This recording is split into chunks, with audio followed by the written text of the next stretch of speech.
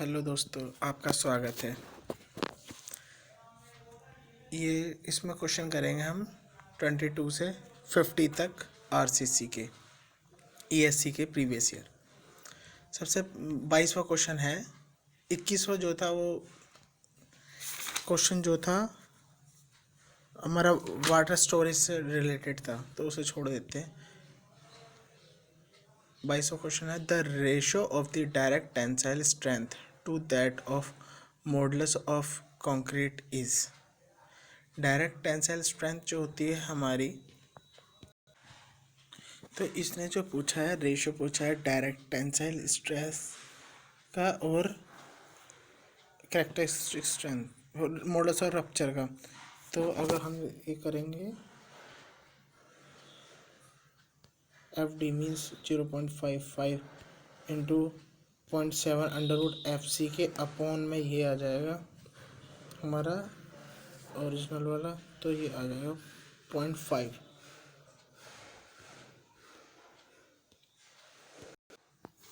Next question है modular ratio M दे रखा है, effective depth D and the stress ratio R is sigma S T upon sigma C V C. The depth of neutral axis of balance section is, इसमें कौन सा होगा, M upon M minus R into D, B option M upon M plus R into D, M plus R upon M into D, M upon R into D. इसका देखते हैं solution. ये देखो, neutral axis का जो formula होता है 1/1 plus F S T M F sigma C V C into D होता है। ये इसकी वैल्यू दे रखी है आर, तो यहाँ पर आ जाएगा, इसकी वैल्यू दे रखी थी R 1/1 plus R upon M into D. ठीक है, तो एम का हमने एलसीएम ले लिया, एम प्लस आर, और तो M upon M plus R into D हो जाएगा। तो ऑप्शन नंबर हमारा हो जाएगा, ऑप्शन नंबर बी हो जाएगा, M upon M plus R into D. अगला question, partial safety factor for concrete and steel are 1.5 and 1.15 respectively because, क्यों लेते हैं हम, concrete is heterogeneous while steel is homogeneous. ऐसा तो कुछ नहीं होता। Control on the quality of concrete is not as good as that of steel. हाँ, ये सही है क्वेश्चन। कंक्रीट जो हम बनाते हैं वो साइट पर बनाते हैं, और हमारा जो स्टील मैन्युफैक्चर करते हैं वो फैक्ट्रीज़ वगैरह में होती है, तो वहाँ पर इन्वायरमेंट की कंडीशन वगैरह, क्लाइमेट का फैक्टर जो है इंक्लूड नहीं हो पाता। तो इसीलिए कंक्रीट में का हम 1.5 लेते हैं, स्टील का 1.15 लेते हैं। Concrete is week in tension,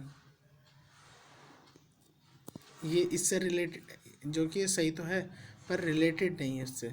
voids in concrete are 0.5% while those in steel are 0.15। ये भी ठीक है। ये इसकी वैल्यू 0.47% होती है, 47 से 50% तक। अगला question, as compared to working stress method of design limit state method that take concrete to high stress level. बिल्कुल सही है ये भी। और next question, max singly reinforcement section के लिए पहला option X U upon max upon D 4 F E 415 steel, ये तो सही है।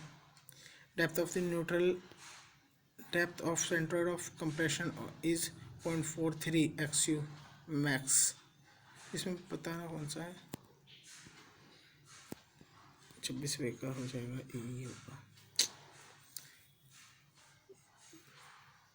415 के लिए 0.48 होती है, और 500 के लिए 0.46, और 250 के लिए होती है 0.53। याद रखें, ये तो वैल्यूज़ याद ही रखना है, ज़्यादा सही रहेगा।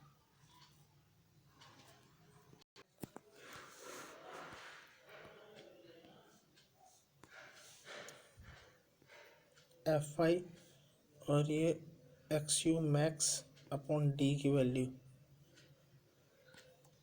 250 के लिए तो हो जाएगी हमारी 0.53,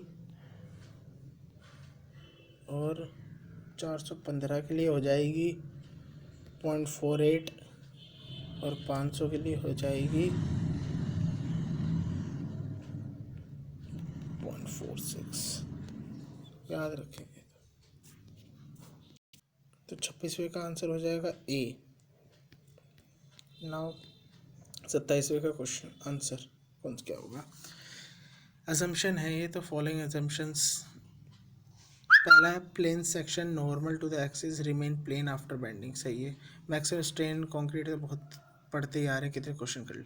the relation between the compression stress distribution in concrete and the stress in concrete may be assume to be rectangular, trapezoidal, parabolic or any other shape which result in prediction of strength, substantial agreement और result। ये बहुत अच्छा point है वैसे। ये जो हमारा shape, जो हमारे कंक्रीट पे स्ट्रेस आता है, तो हमारा कंक्रीट जो है वो कोई सी भी शेप ले सकता है, रेक्टेंगुलर, ट्रापेजॉइडल, पैराबोलिक और any other shape which result आने से पहले कोई भी शेप ले सकता है, ये भी याद रखें। तो 1 2 3 तीनों। Probability of failure implied in limit state, probability कितनी होती है ये भी देखते हैं। इस वैल्यू को तो डायरेक्ट याद ही रखें, वरना वही 5% फेल होता है, 95% लोड, 95% से ज़्यादा फेल नहीं होने चाहिए क्यूब्स, और 5% लोड, 5% फेल होने की संभावना हो सकती है, और फ्यूचर में 95% लोड नहीं आएगा। ये तो इसकी मल्टीप्लाई वगैरह करके इस पे खास इतना टाइम ना लगाओ तो ये सही रहेगा। इसका 10 की पावर -2 ये याद रखें।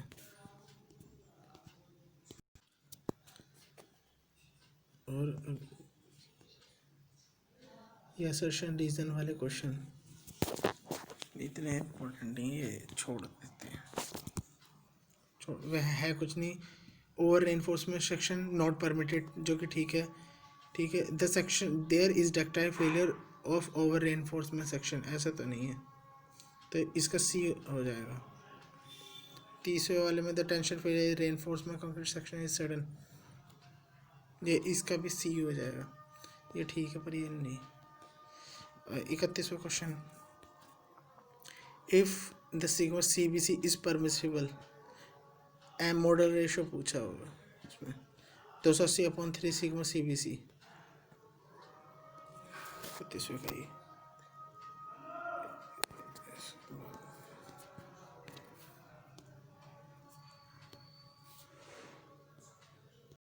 Question number 33, stress strain curve of concrete is perfect straight line up to failure, straight line up to 0.002 state value and not, then parabolic up to failure, parabolic up to 0.002% strain value and then straight line। इस ये तो हो नहीं सकता, तो इसे देखते हैं।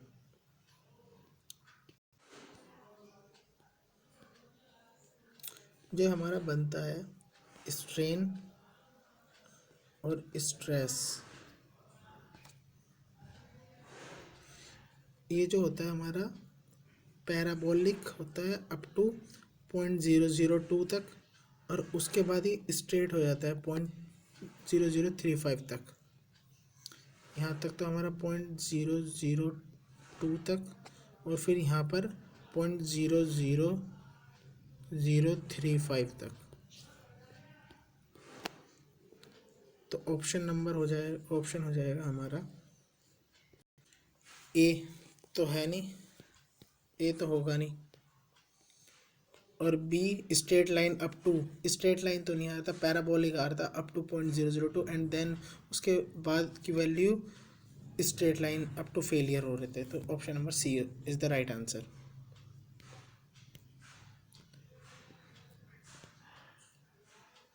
Consider the earthquake loading and later stability of tall building, which of the following measures are,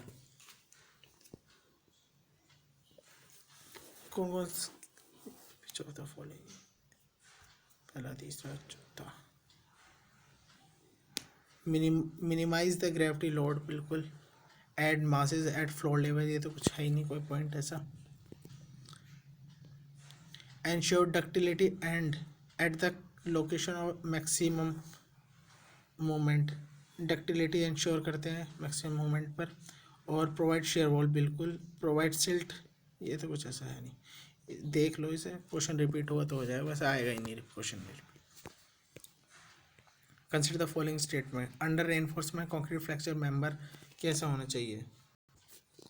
under reinforcement concrete fracture member जो कि हमारा मतलब डेप्थ उसकी ज़्यादा हो, अंडर रेनफोर्समेंट, बिल्कुल स्टीफर नहीं होना चाहिए, बस स्टीफर नहीं होना चाहिए। ऑप्शन नंबर 2 हटा दो, 2 इसमें है, ये नहीं 2, तो ऑटोमेटिक मिल गया ऑप्शन नंबर डी, पहला और तीसरा। स्टीफर थोड़ी होना चाहिए, वो सबसे सही सेक्शन होता है अंडर रेनफोर्स्ड, ठीक है। अगला क्वेश्चन, लॉन्ग टर्म इलास्टिसिटी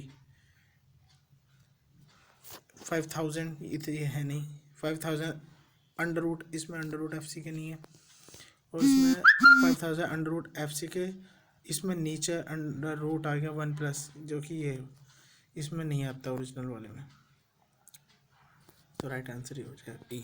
इसके थीटा की वैल्यू भी याद रखनी है।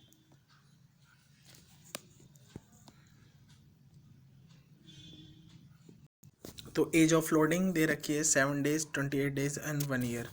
तो क्रीप कोफिशिएंट हो जाएगा 7 डेज के लिए 2.2 एंड 28 दिन के लिए हो जाएगा 1.6 और 1 साल के लिए हो जाएगा 1.1। ठीक है, 1 साल के लिए याद रखें, एक ठीक है, 2.6 1.6, 28 दिन के लिए 1.6, 7 दिन के लिए 2.2। ये क्वेश्चन हो जाता है, एज ऑफ लोडिंग के साथ क्रीप कोफिशिएंट बढ़ता है घटता है।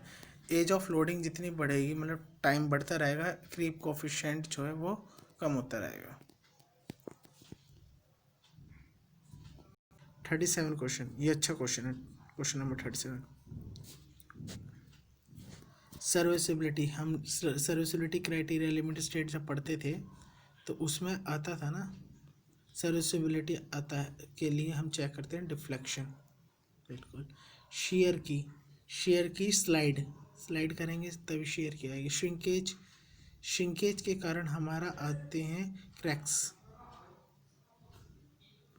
ये हो जाएगा इससे concrete spelling.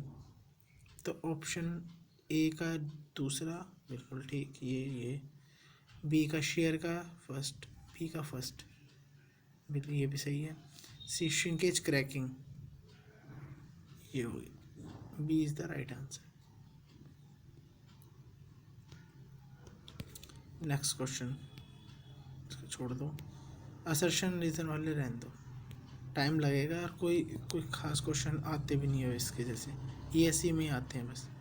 The limit state of collapse is defined as the acceptable limit for the stresses in the material. Limit state method is one that ensure adequate safety of the structure against collapse. In limit state design method actual stresses develop at collapse differ considerably theoretical values. कुछ खास question है नहीं है इसका। पहला देखते हैं, limit state of collapse define as the acceptable limit to the stresses in the material. इसका आंसर जो है 2, सेकंड और थर्ड, पहला रॉन्ग है, क्योंकि limit state is that ensure करता है हमारे स्ट्रक्चर कोलैप्स ना हो, अगेंस्ट कोलैप्स ना हो, एडुकेट सेफ्टी प्रोवाइड करता है। और तीसरा क्वेश्चन, ये तो हम ये नहीं पढ़ा, कभी पढ़ा ही नहीं होता। Limit state design method actual stress develop collapse different considerably with theoretical values. ठीक है, इतना मुझे भी नहीं इसमें मालूम है। Which one of the following statement is correct? The characteristic strength of the concrete is higher than the average cube,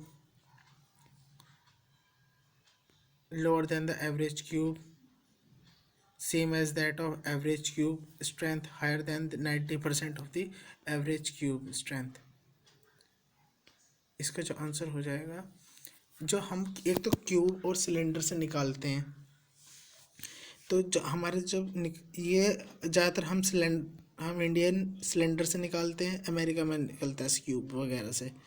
तो क्यूब की जो स्ट्रेंथ होती है वो ज़्यादा होती है सिलेंडर से। तो the correct strength of the concrete is lower than cube, यहाँ लिखा हुआ है, इसका मतलब सिलेंडर से ही कंपेयर कर रहे होंगे, तो lower than the average cube strength, तो 40 का हो जाएगा हमारा बी। कैरेक्टरिस्टिक स्ट्रेंथ वो भी याद रखना, ग्राफ 5% एरिया लेते हैं, सिग्मा की वैल्यू स्टैंडर्ड डेविएशन वाला। अब next question, next question 41 question, cement concrete क्या है? Elastic material, visco elastic material, visco plastic, visco तो पढ़ा ही नहीं। तो ये जो हमारी इलास्टिक मटेरियल होते हैं, लोड लगाने के बाद अपनी शेप पे इलास्टिक मटेरियल मानते हैं। इलास्टिक मटेरियल वही होते हैं लोड लगा हटाने के बाद अपनी शेप पे जो वापस आ सके, इतनी इलास्टिसिटी होती है इसमें। What should be the minimum grade of reinforcement concrete in around sea coast construction? C coast construction के लिए हम 30 लेते हैं और RCC अगर यूज़ कर रहे हैं तो B is the right answer. What is the value of flexure strength of M25 concrete is?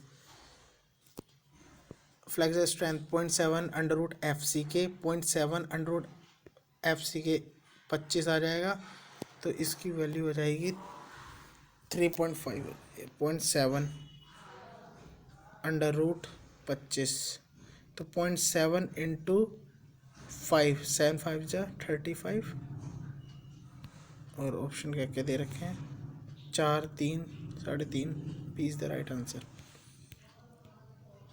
On which one of the following concept is the basic principle of structure? Column weak होने चाहिए, beam strong होना चाहिए, load हमेशा bending moment beam पर आता है, तो load हम कॉलम हमारे स्ट्रॉन्ग होने चाहिए, वीक एक बार को बीम चल जाएंगे, तो B is the right answer. 45 question, what is the number of category into which masonry building are divided on the basis of earthquake features? कितने कैटेगरीज में डिवाइड किया है अर्थक्वेक को? 5, 5 4 3 2, तो इसको हमने 5 में डिवाइड किया गया है। बताइए जोन, आई थिंक जोन पूछ रहा है शायद। 46 क्वेश्चन छोड़ दो। Which one of the following section perform better on the ductility criteria? Ductility के लिए तो अंडर रेनफोर्स सेक्शन ही आ जाएगा, तो C is the right answer. Next question 48 देख लेते हैं। Working stress method RCC design of beam is also known as modular ratio method, बिल्कुल सही बात है। Ratio of the stress in steel and the concrete is same as that of elastic modulus of steel and concrete in a beam, ये भी सही है। Question number 49, in limit state design over reinforce are not permitted, ठीक है। Concrete failure is brittle, the structure failure suddenly without any warning, ये भी सही है। 48 का भी ए, 49 का भी A. Question number 50, modulus of elasticity, C is the right answer. अगर पुराना कोड, ये नया कोड है इसलिए सी हो जाएगा, पुराना होता तो ये इसके लिए। 51 क्वेश्चन कर लेते हैं, चल 52 तक करेंगे। ये आप अगर वीडियो 2x में देखेंगे तो ज़्यादा सही रहेगा। The characteristic strength of M20 concrete is 20 MPa, what is the number of cubic having 28 days compressive strength greater than? The right answer is B, 95% से ज़्यादा क्यू हमारे पास हो जानी चाहिए। नेक्स्ट क्वेश्चन, ये अच्छा क्वेश्चन है। Maximum strain in the tension reinforcement section at failure when designed for the limit state of collapse should be?